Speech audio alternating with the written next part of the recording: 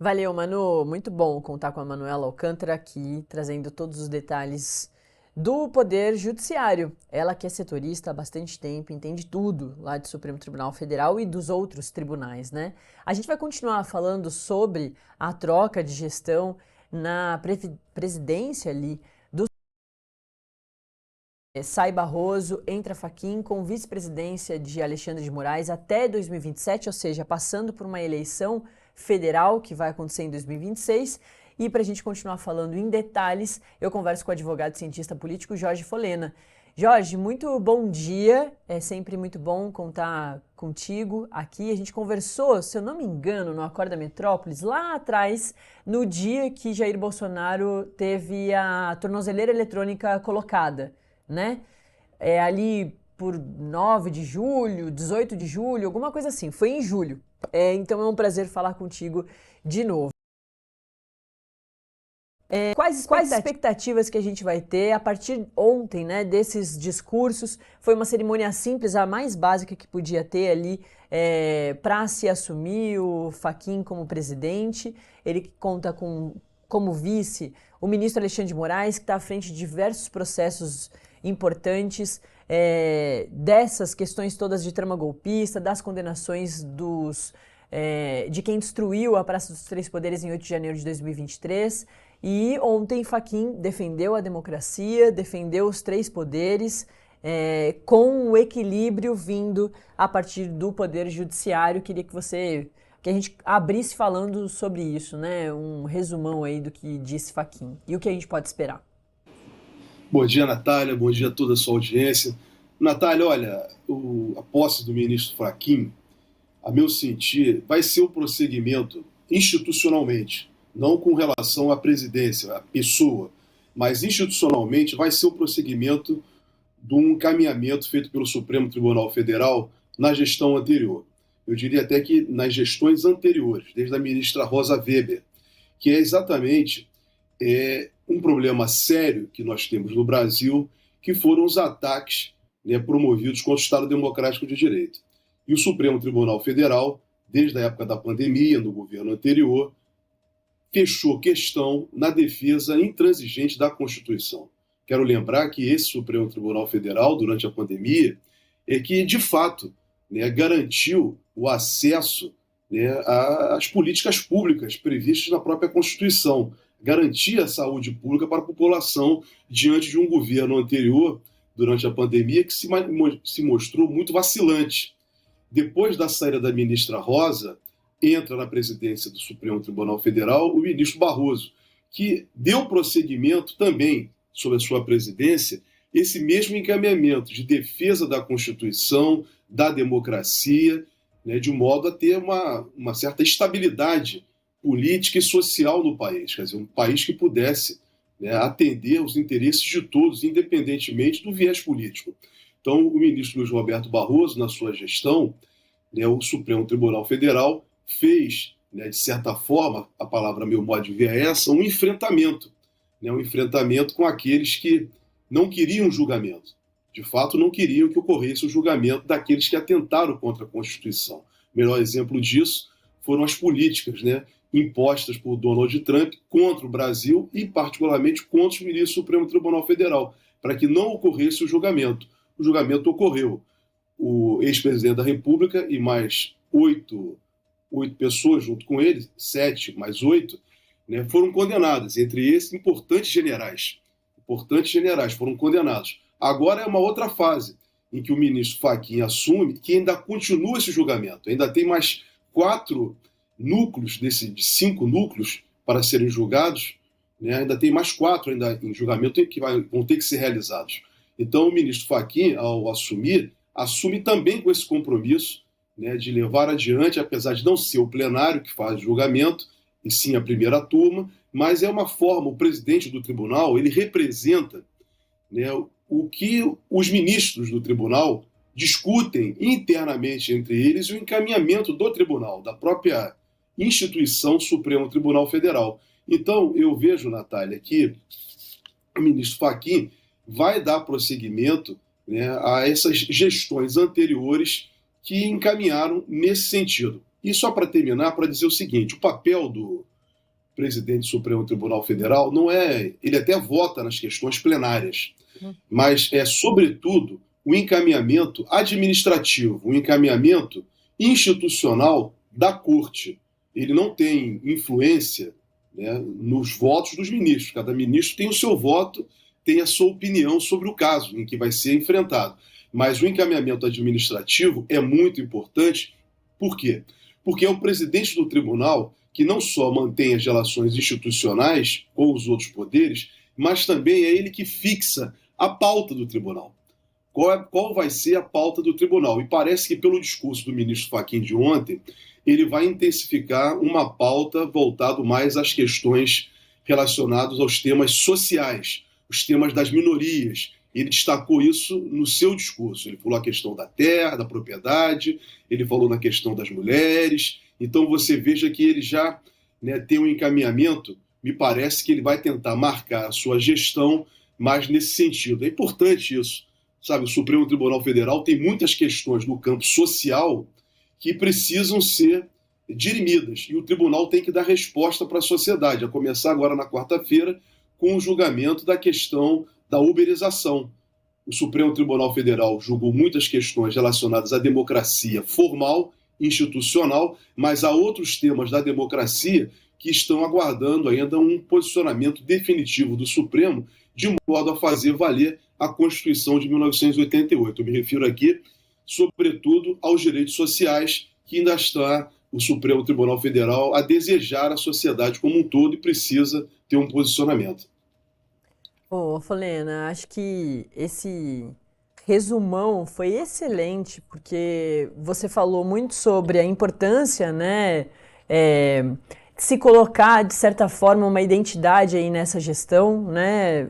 Os ministros fazem isso, afinal de contas, são ministros diferentes, escolhidos por presidentes diferentes, ao longo, né, de períodos históricos diferentes.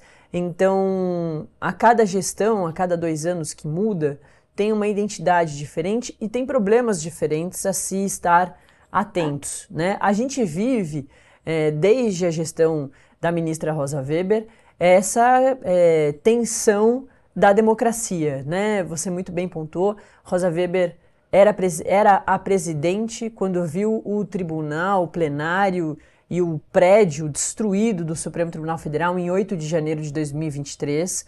Logo depois a gente teve o ministro Barroso, que seguiu acompanhando esses trabalhos da primeira turma do Supremo Tribunal Federal com o julgamento e os julgamentos de quem destruiu a Praça dos Três Poderes e quem planejou a destruição. A gente recorda que há 3 semanas o ex-presidente Jair Bolsonaro, assim como você bem ressaltou, foi condenado a 27 anos e 3 meses de prisão pela primeira turma por golpe de Estado, por tentativa de abolição do Estado Democrático de Direito, organização criminosa armada e o planejamento da destruição da Praça dos Três Poderes, junto de 7 aliados que são generais do Exército, gente de alta patente, né, das Forças Armadas e antigos integrantes de órgãos muito importantes para a democracia, como, por exemplo, a Agência de Inteligência, a ABIN.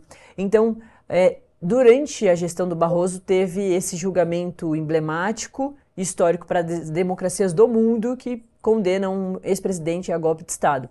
Mas na gestão de Fachin, você também reforça isso, vão continuar esses julgamentos, porque tem os outros núcleos, ainda com mais generais de estrela, né, dentro do julgamento da trama golpista que segue aí. São alguns núcleos que vão acontecer ainda. Então, ainda tem um reforço de democracia, isso sempre acontece, a democracia é muito jovem, a democracia brasileira é muito jovem, então, vira e mexe, a gente tem grupos tentando destruí-la, e o Edson Fachin vai ter esse trabalho também de acompanhar dessa forma, mas não só isso, né, mas outras pautas. E eu queria ressaltar contigo agora, Folena, sobre essa questão nova desse ano, pelo menos de 2025, e que como o segundo governo de Donald Trump está começando agora, a gente deve ter isso se intensificando ao longo da gestão dele, dessa pressão americana sobre a Suprema Corte brasileira. Isso realmente é uma novidade que Barroso teve que encarar e agora Fachin vai ter que reforçar ainda mais, porque ele deve pegar mais barras pesadas pela frente, que é do governo americano sancionando o ministro Alei Magnitsky, que até Alexandre de Moraes, que é uma figura democrática, só corruptos e terroristas eram sancionados na Lei Magnitsky, vistos de entes não do Supremo, mas de outras partes importantes para a democracia brasileira estão sendo recolhidos, como do advogado-geral da União, Jorge Messias. Então tem esse foco também na defesa da democracia e do Supremo Tribunal Federal, que também vai ser um papel importante. Você já falou um pouquinho sobre isso, mas eu queria que você falasse mais sobre essa preocupação e como é a preocupação e como é tocar o trabalho do Supremo, ignorando qualquer força externa tentando pressionar a Suprema Corte brasileira. Olha, Natália, esse tema é um tema importante mesmo, porque, na verdade, o que está sendo atacada melhor, é a soberania nacional. É uma agressão, assim, sem precedentes, porque, na verdade, a manifestação que o Donald Trump apresentou em 9 de julho de 2025, desse ano, logo após o término da reunião dos BRICS aqui no Rio de Janeiro, né, e terminou dia 6, a reunião dos BRICS no Rio de Janeiro.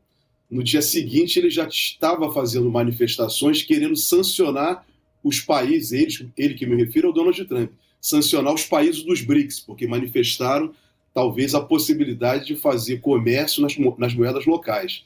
Logo em seguida, ele parte para uma ofensiva contra o Brasil, direcionando ao Supremo Tribunal Federal sob uma alegação estranha de que estaria havendo caça às bruxas no Brasil no julgamento de Jair Bolsonaro.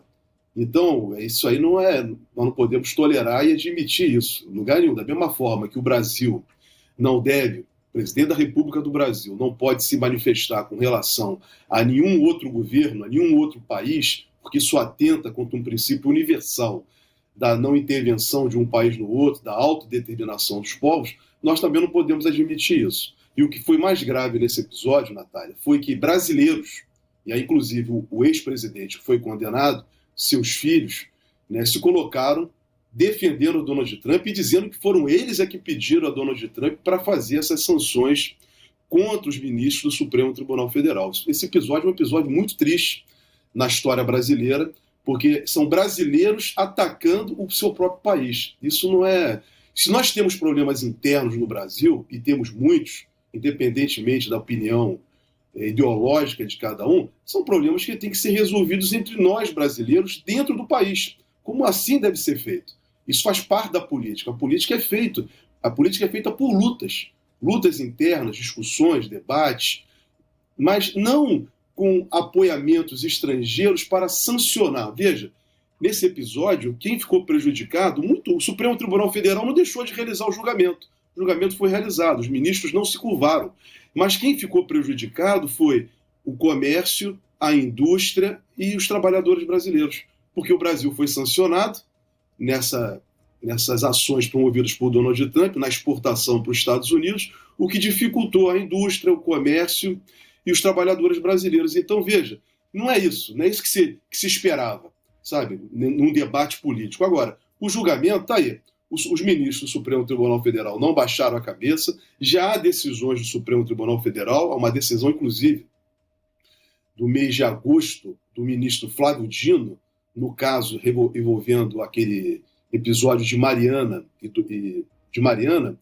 em que o tribunal inglês queria que se impusesse, né, a sua força, a sua decisão no Brasil. O Supremo Tribunal Federal falou que não vamos aceitar uma decisão judicial de um país estrangeiro, como também uma lei estrangeira não pode se impor ao Brasil. No Brasil, o que prevalece no Brasil são as leis, a Constituição brasileira, as leis brasileiras e as decisões dos tribunais brasileiros. É assim que está previsto na Constituição e nas leis brasileiras, em particular a chamada Lei de Introdução às Normas do Direito Brasileiro. Então, veja, Natália, o Supremo Tribunal Federal não se rendeu a isso. É desagradável você ter ministros do tribunal sancionados né, pelos Estados Unidos da América do Norte, não podendo ter seu cartão de crédito, não podendo viajar, né, ter autoridades brasileiras, como aconteceu com o ministro Padilha, por exemplo. O ministro Padilha, que é o ministro da Saúde, né, sofreu uma sanção, né, para ir à ONU, que ficou limitado a, me parece, 4 quarteirões do hotel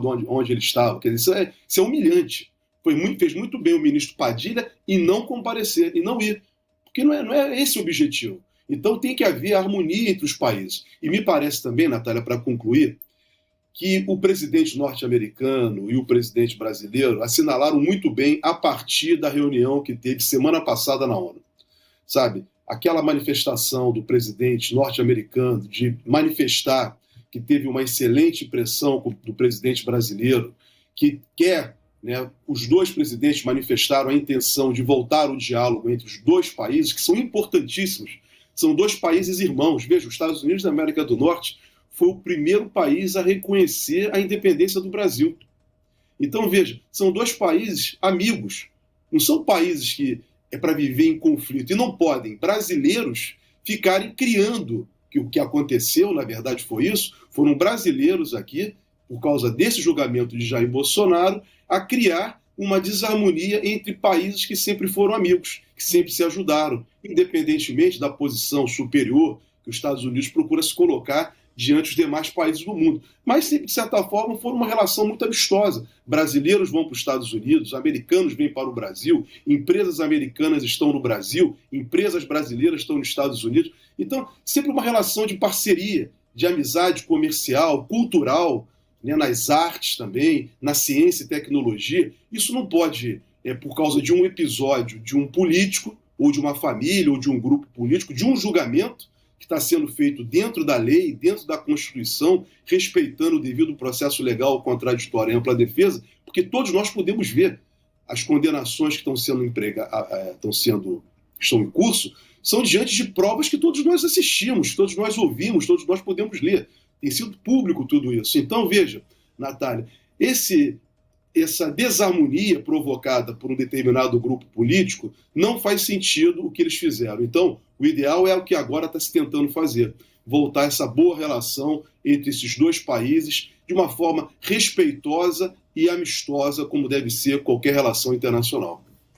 Ô, Folena, para a gente encerrar, eu queria que você falasse ainda mais sobre essa questão Brasil e Estados Unidos, mas aí pelo lado do que a gente vê nas ruas, nas manifestações dos bolsonaristas, né, dessa direita que apoia o ex-presidente Jair Bolsonaro, condenado por golpe de Estado, de estender bandeira dos Estados Unidos no dia da independência do Brasil, publicar, né, fotos e sair às ruas segurando cartazes de apoio ao Donald Trump, que, como você bem ressaltou, vem pressionando o Brasil a não tomar decisões que são importantes para a nossa democracia, para assegurar a nossa democracia, como o julgamento de qualquer pessoa, independentemente se tem cargo no governo, se teve cargo no governo, se é general de alta patente do Exército. Com que olhar você acompanha essas movimentações aí como cientista político, né? Se isso a gente já teve precedente desse amor pelos Estados Unidos a partir de um governo americano que pressiona o nosso país. Não é fora de um contexto, não é eu gosto dos Estados Unidos, independentemente, né, se está acontecendo um problema, não. A gente tem uma tensão muito grande agora de Estados Unidos e Brasil de forma nova, né, inovadora, e essas pessoas estendem bandeira dos Estados Unidos na independência do Brasil. Natália, olha, é bom você trazer esse tema, sabe? Porque foi lamentável tudo isso. É lamentável não é de agora. Desde o governo anterior, não quero dar aqui um viés político, mas eu estou falando de fatos. São fatos. Sabe, o ex-presidente da República bateu continência para a bandeira norte-americana. Então, quer dizer, isso tudo é lamentável. Sabe, você ter brasileiros no dia da independência, como você bem falou, na Avenida Paulista, ao invés de abrir a bandeira do Brasil, abriram a bandeira norte-americana. Quer dizer, isso não... Sabe, alguma coisa está errada em alguma parcela da sociedade brasileira, que não está compreendendo, de fato, qual é a importância do seu próprio país. O Brasil é um dos países, Natália, mais importantes do mundo. Hoje, na geopolítica, a importância do Brasil. O Brasil está colocado nesse chamado mundo multipolar. Porque o mundo é multipolar? Porque são vários polos de radiação de poder. E o Brasil está nesse mundo multipolar porque tem uma importância geopolítica muito grande. O Brasil é o principal líder, tem uma influência muito grande na América Latina. E a América Latina é importante para todo mundo. Então, veja, o Brasil integra, né, um mundo. O Brasil é uma economia pujante, é um país rico culturalmente, é um país com muitas riquezas, é um país que tem um povo extremamente capacitado. Nós temos que ter orgulho do Brasil e não querer ser, né, integrante de uma outra sociedade. Quando você tem grupos dentro do Brasil que manifestam desejo, manifesto, como nós vimos, de representar interesses estrangeiros, no caso dos Estados Unidos da América do Norte, é porque alguma coisa está errada com essas pessoas. Elas não compreenderam a importância do seu país, sabe? O nosso processo de desenvolvimento. O Brasil é um país, Natália, mesmo com todas as dificuldades que nós temos tido, nesse todo o nosso período de independência, 205 anos de independência, mas se nós olharmos com honestidade a história do Brasil, o Brasil é um país que tem avançado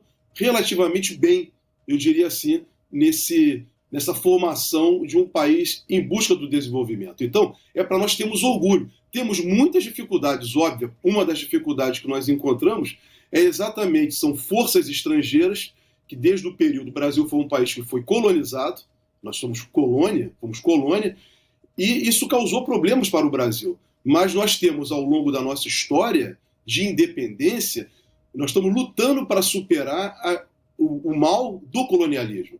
Então, a importância de nós brasileiros nos conscientizarmos do Brasil como um país grande e importante. E volto a dizer, sobretudo, um país que tem um povo muito trabalhador, um povo que estuda muito, sabe, uma juventude brasileira que, veja, muitas dificuldades são impostas para nós brasileiros. Basta vermos as nossas periferias, sabe, o que nos cerca, ainda tem muita pobreza, num país muito rico. Mas mesmo com essas dificuldades, veja como nós estamos avançando no Brasil, como nós temos tido progresso no Brasil. Então, Natália, quem está nos acompanhando, respeitar o nosso país, as nossas origens, a nossa formação é fundamental. Daí foi lamentável vermos brasileiros estender bandeira dos Estados Unidos da América do Norte na Avenida Paulista. É lamentável termos, né, políticos brasileiros batendo continência para a bandeira norte-americana. O que nós temos que estar defendendo é o nosso país,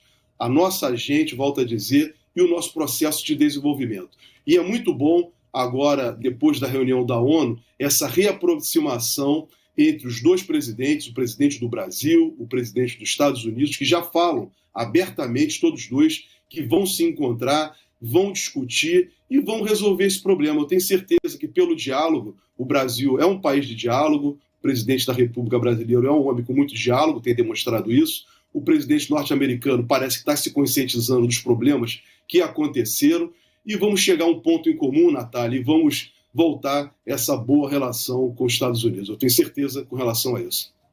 Perfeito. A gente ouviu o advogado, cientista político, Jorge Folena, sobre todas essas questões, principalmente a partir, né, dos discursos aí, do discurso do novo presidente do Supremo Tribunal Federal, Edson Fachin, na noite dessa segunda-feira, e pensando sobre principalmente sobre essa pressão americana aqui sobre a Suprema Corte brasileira e como apoiadores, né, do ex-presidente Jair Bolsonaro vêm defendendo os Estados Unidos, esse país que vem pressionando a gente. Folena, muito obrigada, viu? Eu te chamo em breve para a gente falar sobre outros assuntos. É sempre muito bom ter você aqui no Acorda. Obrigado, Natália. Satisfação revê-la também. Tá muito bom. Bom trabalho para vocês aí. Bom dia de trabalho. Uma grande satisfação. Bom dia para todos. Valeu, bom trabalho, boa terça-feira. A gente